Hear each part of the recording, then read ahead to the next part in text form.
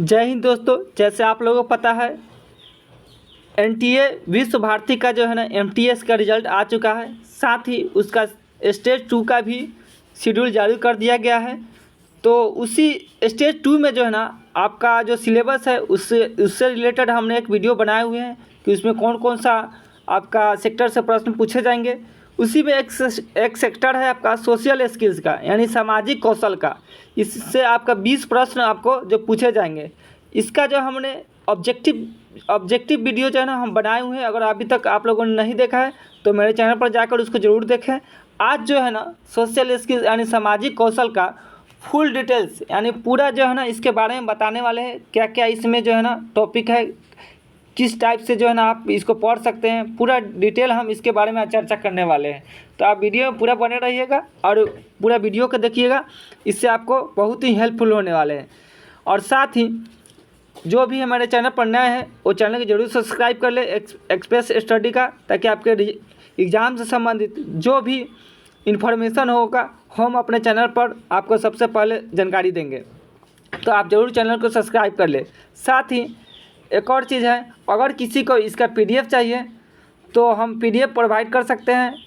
इसके लिए जो है ना मेरा टेलीग्राम चैनल है, इसमें लिंक दिया हुआ है, वहाँ से आप लोग डाउनलोड कर सकते हैं। या मेरा जो व्हाट्सअप नंबर इसमें दिया हुआ है उस व्हाट्सअप नंबर पर भी आप मैसेज कीजिएगा तो हम प्रोवाइड करा सकते हैं। बट एक शर्त है, आपको पीडीएफ हम तभी प्रोवाइड कराएंगे जब आप चैनल को सब्सक्राइब कीजिएगा। आप चैनल को अगर सब्सक्राइब करते हैं और उसके बाद मेरे व्हाट्सअप नंबर पर अगर मैसेज करते हैं तो हम आपको पीडीएफ ज़रूर जो है ना प्रोवाइड करवा देंगे। इसके लेकर हम पीडीएफ का कोई चार्ज और फी नहीं ले रहे हैं। सिर्फ आप मेरे चैनल को सब्सक्राइब कीजिए और मेरे वीडियो को लाइक कीजिए। हम चैनल आपको मुफ्त में हम आपको पीडीएफ मुफ्त में प्रोवाइड करवा देंगे।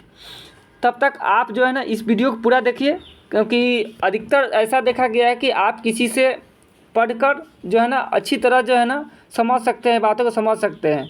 तो आप जो है ना वीडियो को पूरा देखिए और समझिए किस टाइप से इसका जो है ना प्रश्न पूछा जाएगा और कैसे क्या क्या इसमें है ऐसे। तो चलिए स्टार्ट करते हैं आज का प्रश्न। ये देखिए आप सोशल स्किल्स यानी सामाजिक कौशल। देखिए सामाजिक कौशल के परिचय, सबसे पहले इसका परिचय देखिए क्या है। इसमें से परिचय में है सामाजिक कौशल विभिन्न तरीक़ों से दूसरों के साथ सामंजस्यपूर्ण ढंग से बातचीत करने की क्षमता को संदर्भित करते हैं। ये आपका जो है ना क्या है। और इसके बाद नेक्स्ट देखिए अगला है इसमें इन कौशलों का।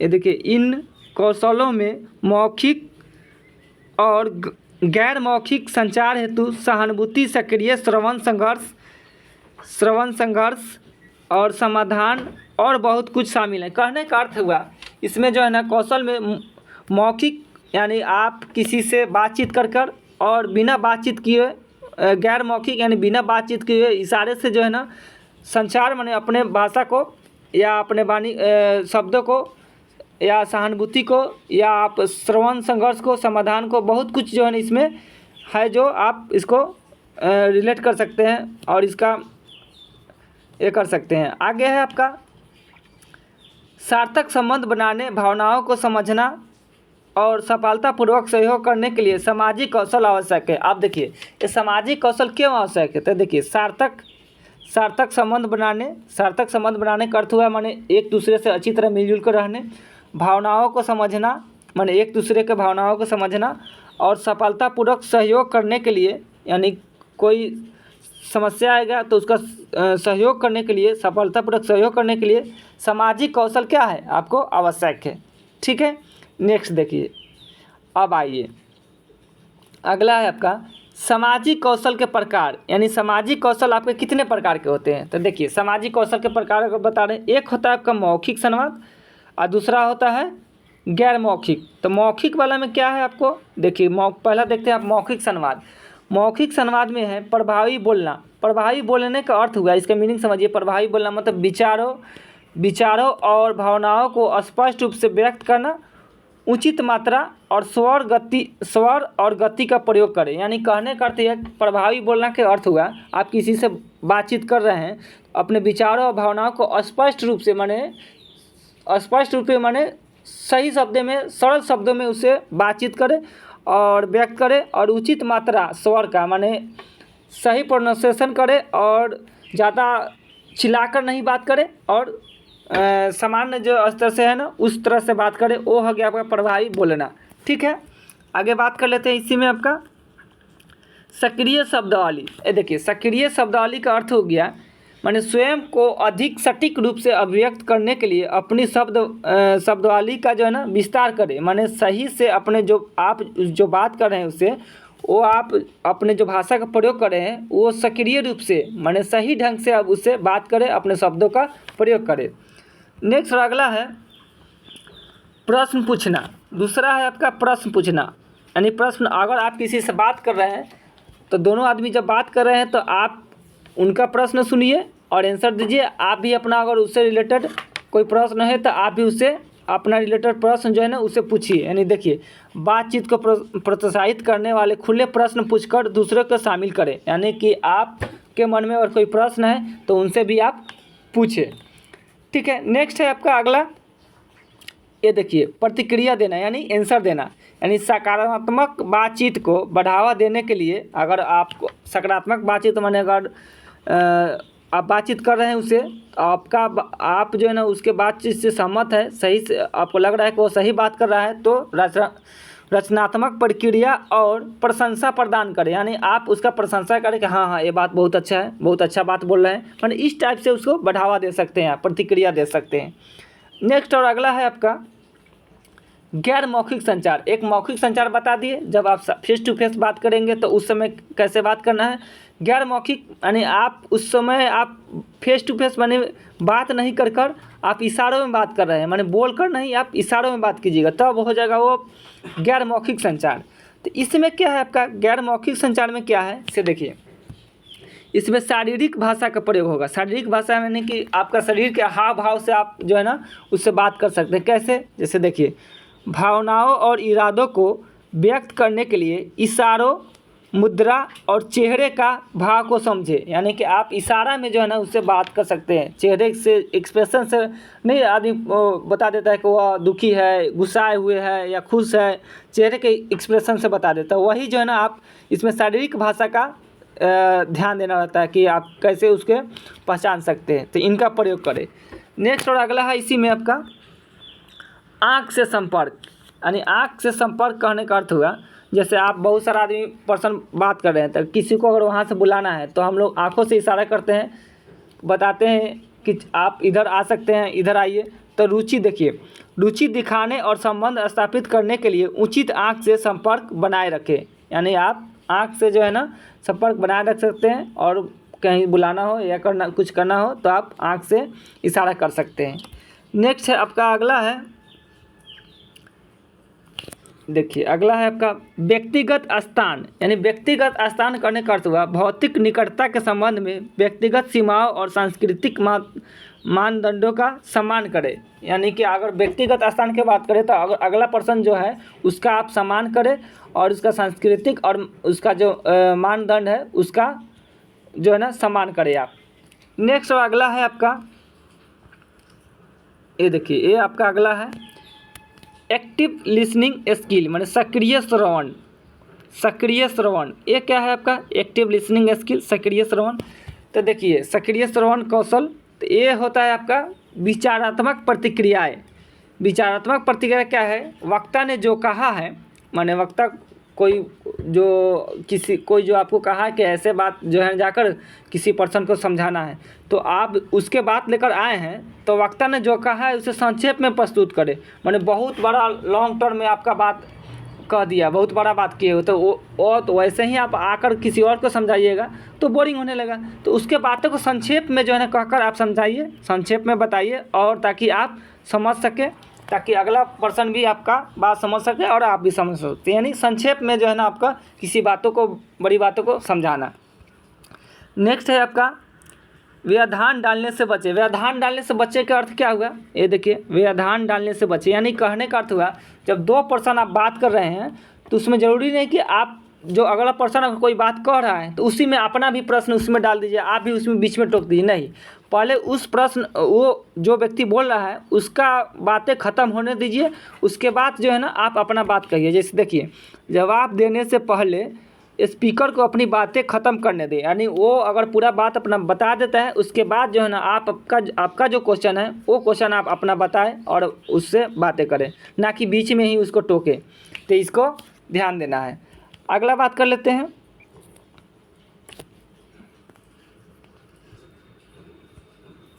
नेक्स्ट है आपका, देखिए अशाब्दिक संकेत। अशाब्दिक संकेत क्या है? जैसे देखिए, अशाब्दिक संकेत कहने का अर्थ हुआ माने आप बोलकर नहीं, संकेत से, जस्ट इससे पहले भी बताएं संकेत से कैसे व्यक्त करें। जैसे सिर हिलाना, जैसे हाँ बोलना है तो सिर हिला देते हैं हम लोग, ना बोलना है तो गर्दन हिला देते हैं। तो इसे सिर हिलाना, आँखों से संपर्क बनाए रखना और चेहरे के भाव का उपयोग करके यह दिखाना कि आप व्यस्त हैं या कोई काम कर रहे हैं। इससे मतलब आप अपने हाव भाव से जो है ना अशाब्दिक माने बोल कर नहीं, इशारों में जो है उसको अपने बातों को बता देना उसको। नेक्स्ट है आपका अगला सहानुभूति, एम्पैथी यानी सहानुभूति। सहानुभूति में क्या है ये देखिए, भावनात्मक पहचान। भावनात्मक पहचान के करने का अर्थ हुआ दूसरे के मौखिक और शाब्दिक संकेतों के प्रति सचेत रहकर उनकी भावनाओं को पहचाने और समझे। यानी कि दूसरा का जो अगर कोई कुछ अगर भावना है तो उनके भावनाओं को भी समझे कि वो क्या कहना चाह रहे हैं और क्या आपसे बात करना चाह रहे हैं। नेक्स्ट आपका अगला है प्रमाण। प्रमाण कहने का अर्थ हुआ बिना किसी निर्णय के दूसरे की भावनाओं को स्वीकार करे और माने ये मारने नहीं है,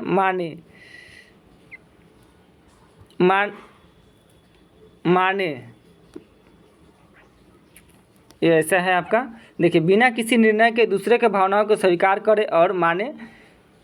और नेक्स्ट और अगला है आपका दयालु प्रतिक्रिया यानी काइंडनेस। जैसे कि ज़रूरतमंद लोगों को सहायता और सांत्वना देने वाले शब्द पेश करें, यानी जो जिसको ज़रूरतमंद है उसको सहायता करें और सांत्वना देने वाले शब्द का पेश करें कि बहुत कोई बात नहीं, ऐसा हो गया तो कोई बात नहीं, आगे चलिएगा, बहुत अच्छा होगा, आप जो है ना हिम्मत ना हारे। इस तरह का जो है ना दयालु प्रतिक्रिया को अपना जो है ना आप बात कर सकते हैं। नेक्स्ट अगला है कन्फ्लिक्ट रिसोल्यूशन। ये क्या है? देखिए, कन्फ्लिक्ट रिसोल्यूशन माने मतभेद समाधान। अगर किसी के बीच जो है ना दो पर्सन के बीच अगर मतभेद हो गया है, झगड़ा हो गया है, तो उसको कैसे समाधान कीजिएगा वो देखिए सक्रिय रूप से सुनना, सक्रिय रूप से एक्टिव होकर किसी बातों को सुनना। जैसे सुनिश्चित करें कि दोनों पक्षों को सुना और समझा जाए। यानी दो पक्ष है, अगर दोनों के बीच अगर कोई मतभेद हो गया, झगड़ा हो गया है, आप वहाँ पर उसको सुलह करने गए हैं, तो सबसे पहले आपका कर्तव्य बनता है कि दोनों के बातों को पहले सुनने कि क्या परेशानी है, उसके बाद ही अपना बात जो है ना रखें। नेक्स्ट अगला बात कर लेते हैं इसी में मतभेद समाधान में और क्या कर सकते हैं। से देखिए, मुख्य मुद्दों की पहचान करें, यानी ये पहचान करें कि दोनों के बीच में जो है ना झगड़े का कारण क्या है, किस लिए जो है ना दोनों के बीच में मतभेद है। उसके बाद देखें सतही स्तर की असहमति पर ध्यान केंद्रित करने के बजाय समस्या की जड़ तक पहुँचे। यानी देखिए सतही स्तर ये देखिए सतही स्तर की असहमति पर ध्यान केंद्रित करने के बजाय, माने दोनों के बीच क्यों असहमति है उस पर ध्यान देने के बजाय समस्या के जड़ तक पहुँचे कि क्या समस्या है जो दोनों के बीच जो है ना ये झगड़े का कारण है, तो पहले उसके समस्या के जड़ तक पहुँचे। नेक्स्ट और आगे बात कर लेते हैं। ये देखिए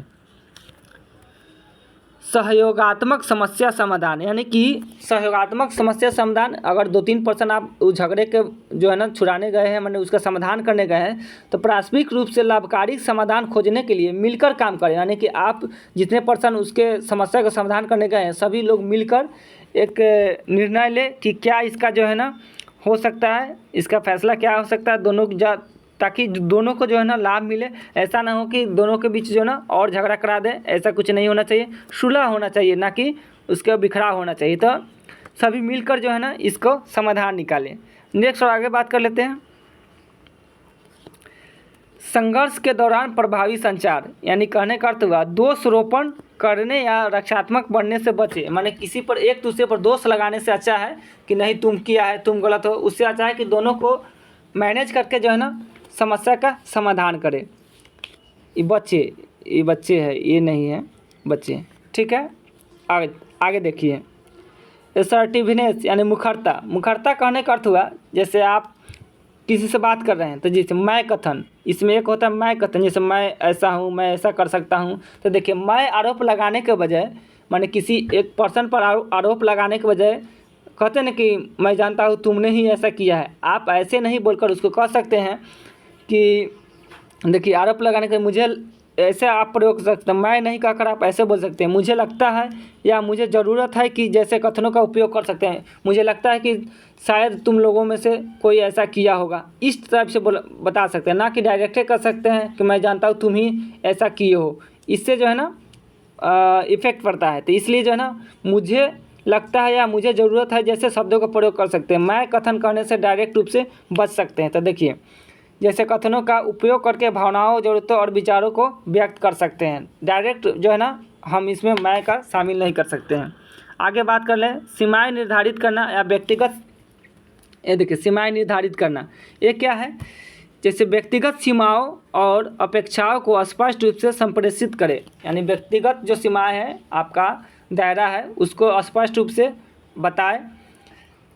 आगे है आपका सम्मानजनक मुखरता। सम्मानजनक मुखरता के अर्थ हुआ, ये देखिए सम्मानजनक मुखरता, इसका अर्थ हुआ दूसरे की भावनाओं के प्रति विचार के साथ मुखरता को संतुलित करे, यानी दूसरे की भावनाओं को जो है प्रति विचार के साथ, माने उससे विचार करे, दूसरे की भावनाओं को भी ख्याल रखें ताकि उनको भी कोई कठिनाई ना हो।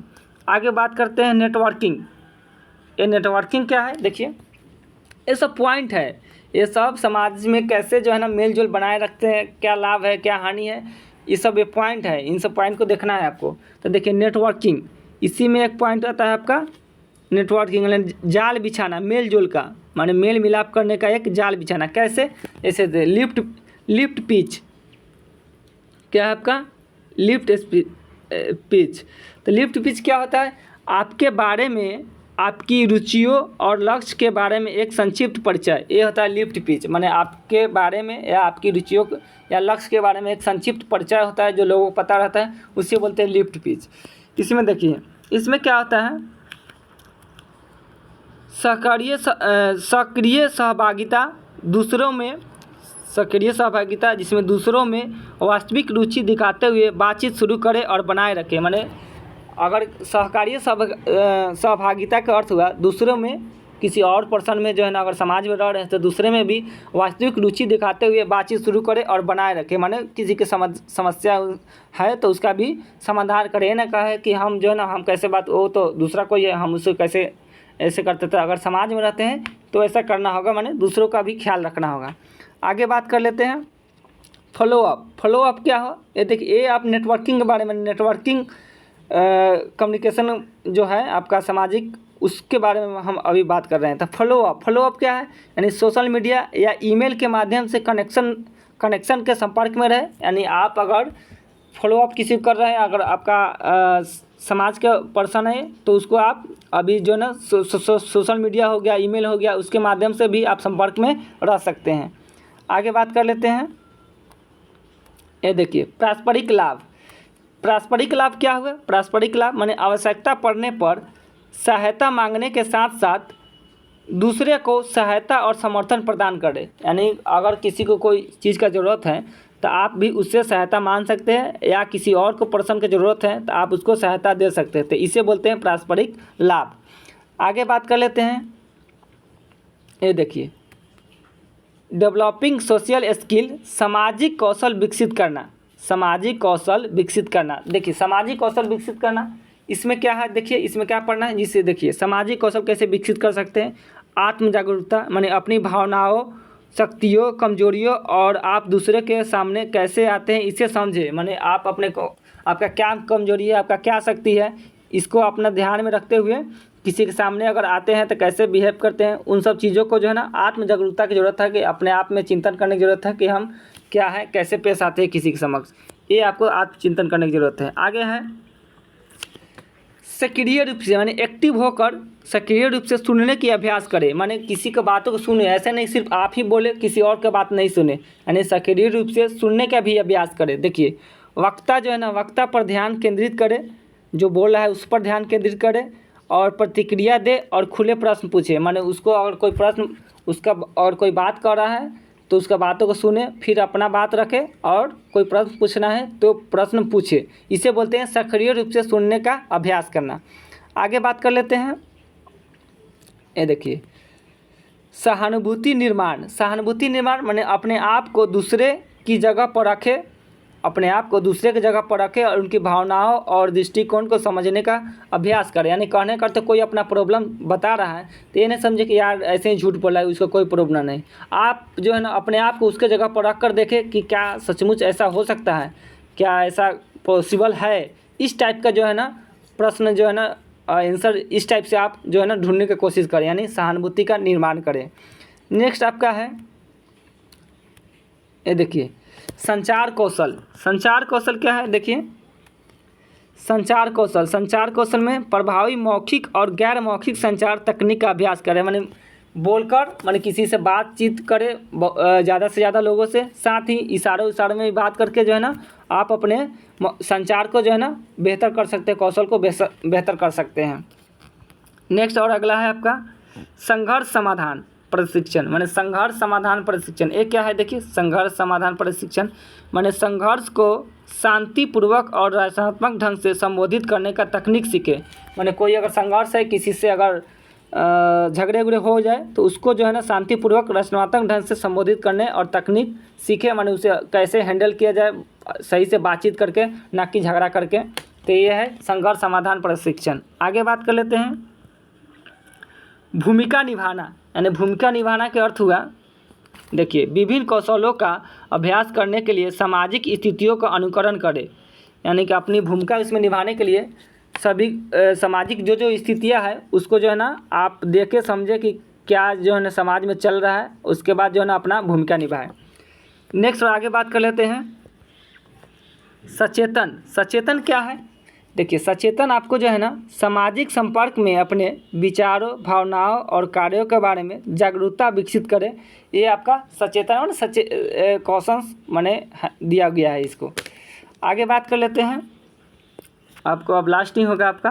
ये देखिए benefits of strong social skills माने मजबूत सामाजिक कौशल के लाभ। अगर आपका सामाजिक कौशल अगर मजबूत है तो उसको क्या क्या आपको लाभ मिल सकता है, यानी समाज में आपका पकड़ अच्छा है तो आपको इससे क्या क्या लाभ मिल सकता है। तो देखिए व्यक्तिगत संबंध और घनिष्ठता में सुधार। यानी व्यक्तिगत संबंध माने आप अपने दोस्तों से, आसपास के लोगों से अगर अच्छे संबंध है तो आपका घनिष्ठता यानी मिलजुल कर रहिएगा तो बहुत अच्छा रहेगा।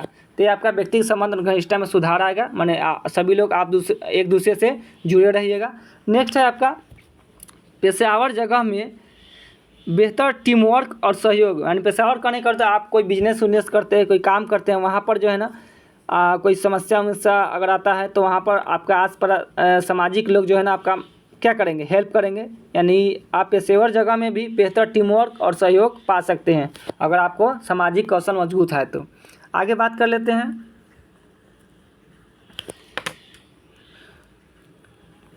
ये देखिए ये नेक्स्ट है आपका बेहतर भावनात्मक बुद्धिमत्ता और दूसरों की भावनाओं को समझना। माने बेहतर भावनात्मक किसी की भावनाओं को समझना और बुद्धिमत्ता और दूसरों की भावनाओं को समझना, ये भी आपका कौशल विकास का मुख्य लाभ है। माने आप एक दूसरे को भावना को समझ सकते हैं, आपका भावना वो लोग समझ सकते हैं। आप प्रॉब्लम में होइएगा तो वो लोग समझेंगे, अगर वो प्रॉब्लम होंगे तो आप उनको समझिए। उसके बाद सामाजिक मेल जोल जो से संबंधित तनाव और चिंता में कमी आती है। अगर समाज में अगर आप मिलजुल कर दोस्त हैं, मिलजुल कर रहते हैं तो आप किसी चिंता में होइएगा, तनाव में होइएगा तो वो लोग आपको आकर हालचाल पूछेंगे कि क्यों तनाव में है और आपका तनाव दूर करने में क्या करेंगे, मदद करेंगे। तो ये भी आपका एक लाभ हो गया। आगे आइए, ये लास्ट टॉपिक है आपका, ये लास्ट पॉइंट है आपका। ये देखिए कॉमन सोशल स्किल चैलेंज, माने इसमें सामान्य सामाजिक कौशल चुनौती। क्या चुनौती है सोशल स्किल्स में, आपका सामाजिक में क्या चुनौती हो सकती है। तो देखिए चुनौती क्या है, सबसे पहले शर्मीलापन और सामाजिक चिंता। शर्मीलापन करने का अर्थ हुआ कि जैसे बहुत सारा लोग कोई संकोच करते हैं किसी से बात करने में, स्किल बढ़ाने में, तो ये शर्मीलापन हो गया। सामाजिक चिंता, लोग क्या कहेंगे, हम इससे बात कर रहे हैं लोग क्या सोचेंगे, ये सब चीज़ें जो है ना सामाजिक कौशल में चुनौतियाँ हैं। उसके बाद अशाब्दिक संकेत को समझने में कठिनाई, माने जो कोई जो है ना इशारों में जो बात करता है, तो कोई नया है तो वो इशारे की भाषा नहीं समझ पाता है, तो ये जो है ना उनको चुनौतियाँ है। आगे बात करते हैं, विचारों को अस्पष्ट रूप से व्यक्त करने में परेशानी होना। अस्पष्ट नहीं, स्पष्ट रूप से, माने अपने विचार जो है ना किसी को समझा पाने में कोई कोई जो होता है ना सक्षम नहीं होता है, सही से बात नहीं समझा पाते हैं, तो ये एक चुनौती है। आगे इसी में बात कर लेते हैं। ये देखिए, संघर्ष प्रबंधन से जुड़ता है, ये आपका दिया हुआ संघर्ष जो है ना हमेशा प्रबंधन से जुड़ता है। उसके बाद दृढ़ता की कमी या अत्यधिक आक्रामकता, माने अपने आप में विश्वास नहीं होना कि हम उससे बात कर सकते हैं या उसको बोल सकते हैं, या अत्यधिक आक्रामकता या ज़्यादा ज़ोर से बोलना, बातें करना, ये सब चीज़ें जो है ना आपको जो है ना चुनौती है ये सब। तो इस प्रकार इतना जो फैक्ट था वो हमने आप पर डिस्कस कर दिया है। यहाँ तक आपका जो है ना पूरा टॉपिक समाप्त होता है। आप जो है ना एक बार आप जो है ना पूरा वीडियो देखिएगा। साथ ही आपको अगर PDF चाहिए तो हम PDF आपको प्रोवाइड करा देंगे। डिस्क्रिप्शन बॉक्स में मेरे टेलीग्राम चैनल का लिंक दिया हुआ है, आप वहाँ से डाउनलोड कर सकते हैं, या मेरा व्हाट्सअप का नंबर इसमें दिया हुआ है, आप मैसेज कीजिएगा, हम व्हाट्सअप पर आपको ये जो है ना PDF भेज देंगे। लेकिन बस आप लोगों से निवेदन है कि चैनल को ज़रूर सब्सक्राइब कर लीजिएगा, ताकि जो भी इन्फॉर्मेशन हो आप तक आसानी से पहुंच जाए। बाद बाकी हम आपको ये मुफ्त में आपको हम PDF प्रोवाइड करवा देंगे। तब तक के लिए जय हिंद, जय भारत।